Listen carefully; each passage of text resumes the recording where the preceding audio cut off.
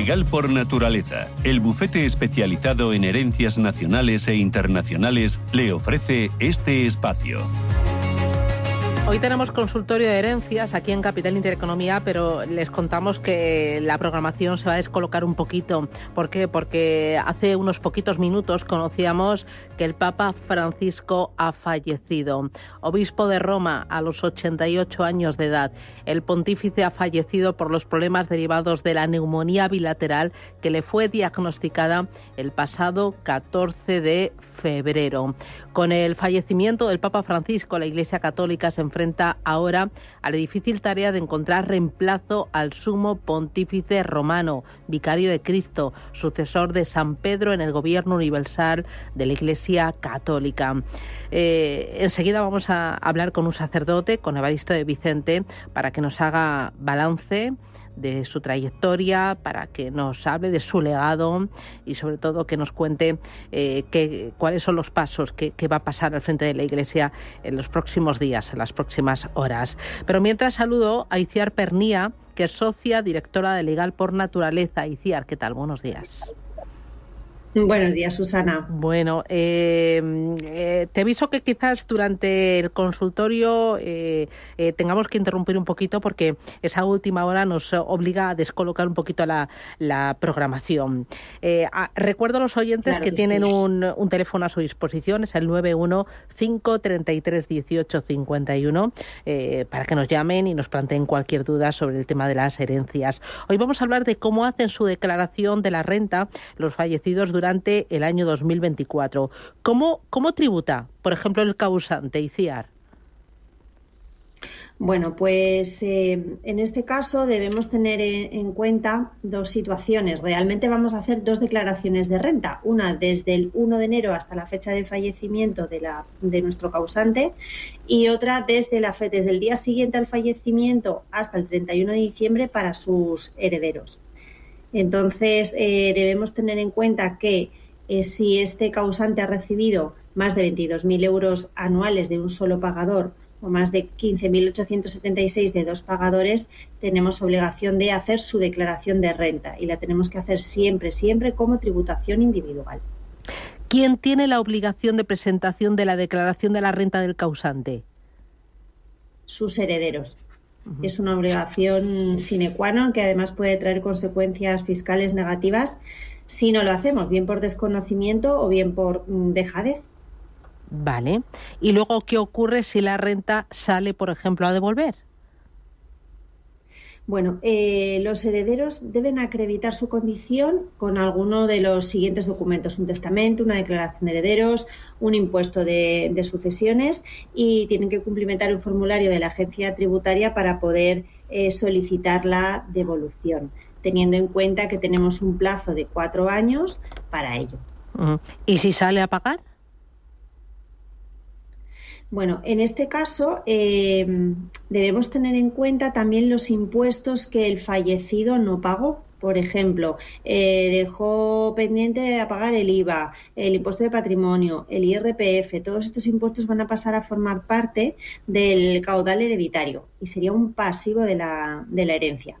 Por tanto, los herederos deben asumir estas deudas hasta el límite del valor de la herencia recibida. Quiere decir que nunca van a afrontar con su patrimonio personal el pago de impuestos pendientes de su causante. Con lo cual, si sale a pagar, la van a pagar ellos, los propios herederos. Eso sí, un detalle importante es que las sanciones que hubieran podido generar esta falta de pago de impuestos van a desaparecer, porque las sanciones son personales e intransferibles. Luego, esa sanción se imputó al causante, él ya no está, permanece la deuda, pero la sanción desaparece. Muy bien.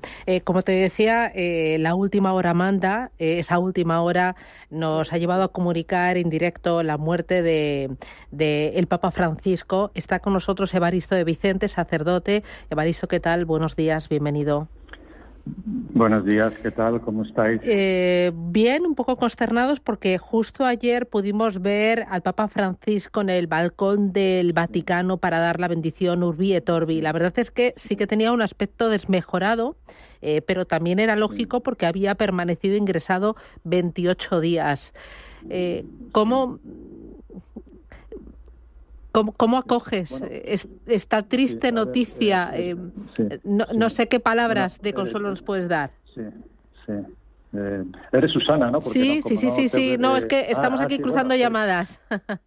Ya, por eso, ¿no? No sabía ahora con quién hablaba. Bueno, Susana, gracias por llamar, porque efectivamente, acabas de decirlo, hemos visto no hace casi 24 horas, prácticamente lo habrá visto todo el mundo por televisión, el Papa muy deteriorado, ayer en el balcón del Vaticano, donde apenas no habló casi nada, aunque se le veía eso que se dice, debió de pensar que era su último final de resucitado, ¿no? Del que es lo que celebrábamos ayer, que es curioso también la coincidencia de que si hubiera muerto ayer, que no sabemos un poco la hora, se supone que ha sido esta madrugada, ¿no? Pero que precisamente cuando dice la resurrección era el domingo, y entonces sí que puedo decir que es un día muy señalado, que también puede ser la última lección que nos dé, ¿no? Porque Jesucristo dice en el Evangelio que aquel que cree en mí no morirá para siempre. Es una frase que, claro, celebrando ayer el Día de la Resurrección, viene muy bien pensar que, hombre, pues todos los que creen en Dios y esto, pues no mueren para siempre, que es una frase un poco equívoca, como que no muere para siempre, uno muere, ¿no? Bueno, pero el que cree en mí muere aquí un día, un mes, como ahora el Papa Francisco, pues en el día de hoy, del mes de abril, día 21, y del 2025, pero no ha muerto del todo porque vivirá para siempre, pensamos, ¿no? Yo no sé, a lo mejor de lo que te podía decir, si te parece... Susana, de su legado, Evaristo, ¿con qué te quedas? Sí. O sea, yo sé que es muy difícil resumir, pero 2 ideas clave de ese legado del Papa Francisco. Sí. Bueno, yo creo que ha sido por 2 cosas así claves, podríamos decir, una más discutida y otra todo el mundo de acuerdo. En mi opinión, estoy improvisando, pero digo, la más discutida sería un poco que ha sido un papa que ha roto ciertos moldes, de un papa más cercano, que ha querido incluso, este año ha sido la primera vez que no ha podido ir a lavar a la cárcel los pies el Viernes Santo, como sabemos, que es la costumbre clásica que se ha hecho siempre en la Iglesia, pero era el Papa y en el Vaticano con 12 señores, así todos muy... Allí el Papa ha inaugurado lo de ir a la cárcel, e incluso lavar los pies no solo a 12 señores, sino también había una reclusa, porque se puede hablar así porque era de la cárcel, ¿no? Y bueno, pues ese sería un ejemplo muy gráfico de cárcel, presos, por un lado. Otro lado sería, el otro lado bueno, así muy agradable, bueno, esto no es que sea malo, o esto digo como un ejemplo de rotura con clásicas cosas buenas también, tanto lo que han hecho los papas anteriores como ¿no?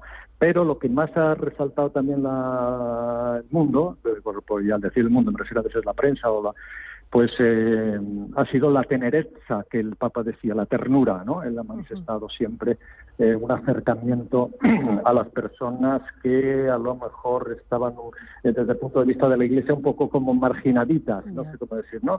Ha sido un Papa como muy de dar un abrazo al mundo, ¿no? Es decir, no es que los otros papas no lo dieran, pero sí que efectivamente su sonrisa, su forma de ser, ha concedido muchas entrevistas. Fue noticia la primera vez que Juan Pablo II le dio una entrevista a libro, no todavía televisión, ¿no? En fin, ya ha dado muchas televisiones, entrevistas, tanto europeas como sudamericanas. Bueno, estas son las 2 cosas que resaltaría. Por un lado, la ternura y por otro lado, también el romper moldes un poco, ¿no? Siempre dentro de un protocolo muy estudiado y muy ¿no? Una cosa más, Evaristo, ahora con el fallecimiento del Papa Francisco, la Iglesia Católica se enfrenta a la difícil tarea de encontrar reemplazo al Sumo Pontífice Romano. ¿Cómo va a ser el proceso? ¿Cuáles van a ser los siguientes pasos? Sí. Bueno, pues mira, en este justo momento, suponiendo que la noticia que se ha dado ha sido hace una hora, prácticamente, ¿no?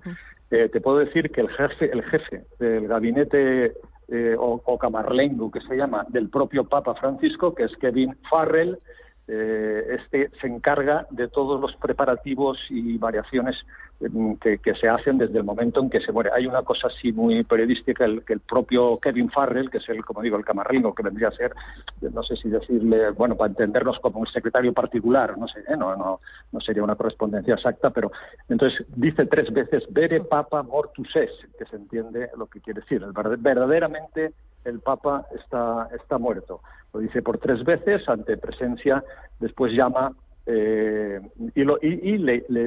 esta frase la dice, no dice Papa Franciscus Verus Mortus es, sino que dice el nombre propio suyo. O sea, en este caso Jorge Mario Bergoglio Papa Mortus es, ¿no? Se entiende, ¿no? Lo que se está queriendo decir, ¿no? Bueno, esto es por su nombre de pila. Luego hay una cosa que no sé si se seguirá haciendo ahora en este momento, que es que se dan 3 golpes a la cabeza, simbólicos, claro, como darle unos golpes al Papa con un martillito, como que está muerto de verdad, ¿no? Luego también otra cosa que el propio Papa Francisco prohibió dentro de los protocolos, estoy diciendo justo lo que está procediendo en este momento, porque luego ya viene la convocatoria de todos los cardenales, los que pueden votar, en fin, todo esto que ya sí que se puede ver en otro momento más así. Pero en este momento también el hecho de que el Papa Francisco dijo que una cosa que le añadió al todo el sistema de lo que pasa después de la muerte de un Papa es que no se hicieran fotografías ni filmaciones dentro del lecho donde ha fallecido, sino que se traslada a una capilla, ¿no? O sea, el Papa ya se ha puesto, digamos, como para poder aparecer en cámara, ¿no? Pues Evaristo de Vicente, muchísimas gracias por tus palabras y nada, una oración por el Papa Francisco. Un abrazo fuerte, cuídate, Evaristo, hasta pronto. Gracias. Un abrazo a ti también, próxima. Gracias. Bueno, Itziar, era obligado, teníamos que hacer este pequeño paréntesis, los oyentes lo entenderán, es la última hora, lo que está pasando, nosotros lo estamos contando y pues es un momento histórico que teníamos que trasladar. Oye, seguimos con ese consultorio, nos quedan poquitos minutos, hablábamos de la declaración de la renta, de cómo hacen la declaración de la renta los fallecidos durante el año 2024. Habíamos comentado que qué pasa si la renta sale a devolver, qué pasa si la renta sale a pagar. ¿Nos puedes hacer un pequeño, o sea, en 3 líneas, contárnoslo, Itziar? Sí, os contaba que que lo más importante es que los herederos no deben olvidar esta obligación fiscal, que la renta se presenta, o sea, en el año 24, lo que estamos haciendo ahora en campaña, hasta el 30 de junio tendrán que presentar 2 declaraciones de renta, una desde el 1 de enero hasta la fecha de fallecimiento para el causante, otra desde el día siguiente hasta el 31 de diciembre para los herederos. Si sale a devolver, pueden solicitar esta devolución en plazo de 4 años, si no la perderán. Si sale a pagar, lo harán los herederos con el caudal hereditario y se eliminan las sanciones que hubieran podido recaer sobre el causante, sobre impuestos pendientes de pago, y las sanciones desaparecerán porque son personales e intransferibles.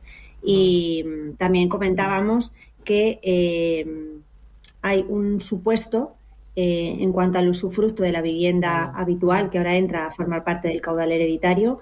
Lo normal es que pues el causante fuera el nudo propietario y tuviera, o sea, el nuevo propietario y tuviera el usufructo. Ahora ese usufructo es lo que nosotros como herederos vamos a heredar, con lo cual no lo estaríamos declarando antes en nuestra renta, y a partir de la fecha de fallecimiento seremos propietarios de pleno dominio, con lo cual habrá que integrarlo por esos días prorrateados del año 24 en nuestra renta. No debemos olvidar tampoco esta obligación. Este es un espacio abierto a los oyentes y justo está llamando Miguel Ángel. ¿Qué tal? Buenos días. Hola, buenos días. Felicidades por el programa. Mire, tiene que bajar el volumen de la radio porque si no satura, se acopla, que decimos nosotros.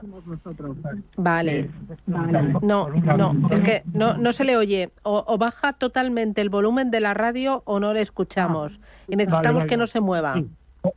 Sí, por un lado tengo 66 años.